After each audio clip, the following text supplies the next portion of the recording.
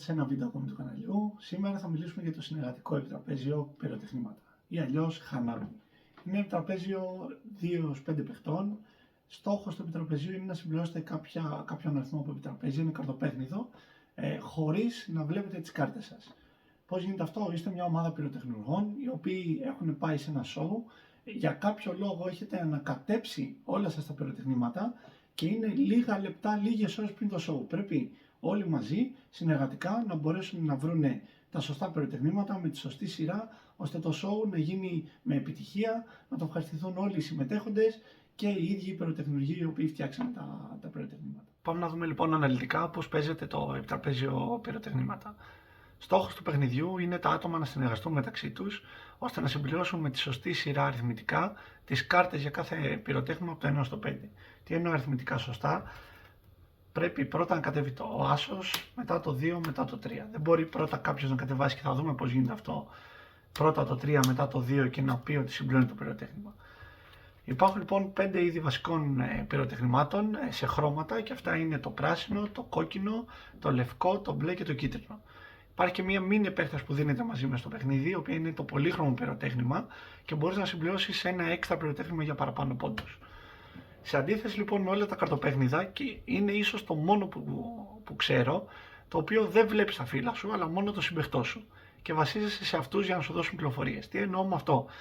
Για το σκοπό του να εξηγήσουμε πώς παίζεται το συγκεκριμένο τραπέζιο θα φαίνονται έτσι τα φύλλα, αλλά στη διάρκεια του παιχνιδιού ένας παίχτης κρατάει τα φύλλα του έτσι. Δεν μπορεί να βλέπει τα δικά του φύλλα. Αν έπαιζα και εγώ μέσα σε αυτό, θα έπρεπε να έχω έτσι τα φύλλα μου. Δεν απαγορεύεται να βλέπω τα φύλλα μου, να μου πει κάποιος πού περίπου είναι τα φύλλα. Στη διάρκεια του παιχνιδιού κανείς δεν μιλάει με κανέναν, παρά μόνο με συγκεκριμένους τρόπους. Υπάρχουν λοιπόν οι συγκεκριμένοι εξής τρόποι. Υπάρχουν 3 βασικές ενέργειες στο παιχνίδι και κάποιος μπορεί να εξηγήσει σε κάποιον γύρω του εκτελώντας κάποια από αυτές. Ποιες είναι αυτές? Υπάρχουν η πληροφορία, το κάψιμο φύλου και το κατέβασμα. Πάμε να δούμε λοιπόν την κάθε μία ξεχωριστά. Τι γίνεται όταν κάποιος εκτελεί την ενέργεια στο γύρο του πληροφορία? Στο γύρο του κάποιος λοιπόν μπορεί, βλέποντας τα φύλλα, το συμπαιχτό του, ας πούμε ότι βλέπω αυτά τα φύλλα του συμπαίχτη μου, μπορεί να δώσει μια πληροφορία χρησιμοποιώντας αυτά εδώ τα token πληροφορίας, πάπυρους, και να πει είτε για κάποιον αριθμό είτε για κάποιο χρώμα. Τι εννοώ με αυτό? Μπορώ να δώσω λοιπόν σε κάποιον μια πληροφορία πηγαίνοντας αυτό εδώ το token παπύρου πέρα, και μου μένουν αυτές εδώ και σε μένα και στους υπόλοιπους συγκεντρωτικά, για να εξηγήσουμε τις πληροφορίες των καθέναν μας.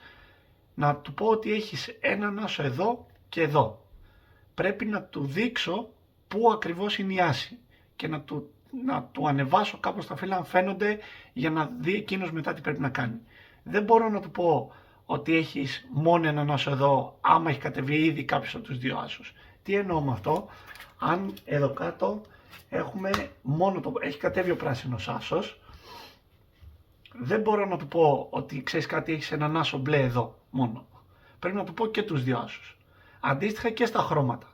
Αν θέλω να κάνω μια εξαίρεση κάπως, να καταλάβει δηλαδή αλλιώς με κάποιο τρόπο ίσως το ότι αυτός είναι πράσινος άσος, αν του πω αρχικά ότι έχεις ένα μπλε εδώ, πρέπει να του πω ότι έχεις και μπλε εδώ. Να του δείξω δηλαδή αντίστοιχα και είτε για το χρώμα που θέλω να του πω, είτε για τον αριθμό, όλα αυτά που έχει στο χέρι του, σε ποιο σημείο βρίσκονται. Πάμε στο κάψιμο φύλου. Και με ενέργειες, ωραία τις και με, πάμε προς τα δω, οι ενέργειες τι εννοώ, πληροφορίες, όλο καίγονται, πώς επιστρέφουν αυτές πίσω. Για να επιστρέψει κάποια ενέργεια πρέπει κάποιος να κάψει φύλλο από το χέρι του. Και ερχόμαστε στη δεύτερη ενέργεια λοιπόν, το κάψιμο φύλου. Στο κάψιμο φύλου μπορώ να επιλέξω να κάψω, αν έχω και γνωρίζω κάποιες πληροφορίες, ή αλλιώς στην τύχη, και μπορεί να τη χρειάζομαι κιόλας στην κάρτα, γι' αυτό είναι σημαντικές οι πληροφορίες, να κάψω αυτό εδώ το φύλλο και να επιστρέψω μια ενέργεια πίσω στο συγκεντρωτικό πουγγία, ας το πούμε έτσι, για όλη την ομάδα. Υπάρχει βέβαια και η τρίτη ενέργεια που είναι να κατεβάσουμε φύλλο. Πώς κατεβαίνουν δηλαδή αυτά εδώ και συμπληρώνουν τα πυροτεχνήματα?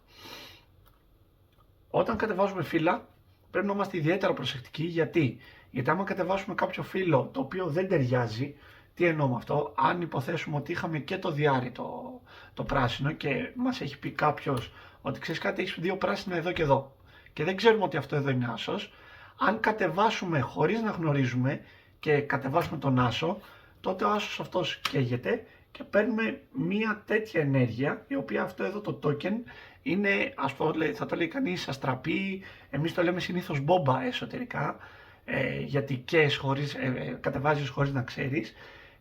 Οπότε βλέπετε ότι υπάρχουν 3 από αυτά. Αν καεί και το τρίτο, τότε τελειώνει το παιχνίδι και μέχρι εκείνη τη στιγμή η ομάδα μετράει πόσους πόντους, δηλαδή πόσα πυροτεχνήματα με βάση αυτούς τους αριθμούς έχει κατεβάσει. Να διευκρινίσω κάτι ακόμη λοιπόν σε αυτό εδώ το σημείο, ότι όταν κάποιος κατεβάσει κάποιο φύλλο ή κάψει κάποιο φύλλο, τότε τραβάει και μία κάρτα από την τράπουλα μέχρι να έχει τον ίδιο αριθμό καρτών που είχε και μέχρι πριν κατεβάσει. Το παιχνίδι πότε τελειώνει? Τελειώνει με έναν από 2 τρόπους. Ή τελειώνει όταν κάποιος χτυπήσει και τις 3 αστραπές και είναι game over, μετράμε όπως είπαμε πριν, ή μόλις τελειώσει και το τελευταίο φύλλο της τράπουλας. Μόλις κάποιος σηκώσει λοιπόν το τελευταίο φύλλο της τράπουλας, τότε όλοι με τη σειρά τους έχουν μία τελευταία ενέργεια να κάνουν. Τώρα αυτή η ενέργεια θα είναι πληροφορία για να δώσουν κάποιον έξτρα πόντο, γιατί δεν γνωρίζουν κάτι για εκείνους. Τι εννοώ με αυτό? Ότι μπορεί εγώ να σηκώσω αυτόν τον άσο, να μην μου είναι χρήσιμος και το 4 να είναι χρήσιμο. Να μου πει π.χ. ότι έχεις ένα κόκκινο εδώ και εδώ και ό,τι γίνει, άμα έχουμε τέτοιου τύπου ενέργειες, μπόμπες, ακόμη να ρίξουμε.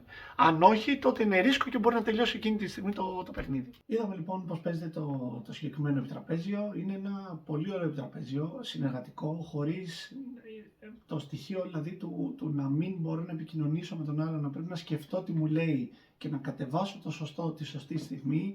Είναι πολύ σημαντικό, έχει λίγο την τύχη του, αλλά απαιτεί και πολύ καλή συνεργασία μεταξύ των παιχτών.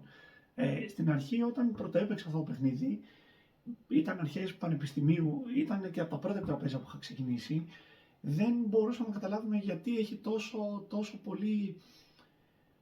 πολύ έφεση, θα έλεγε κανείς, και γιατί είναι τόσο καλό επιτραπέζιο.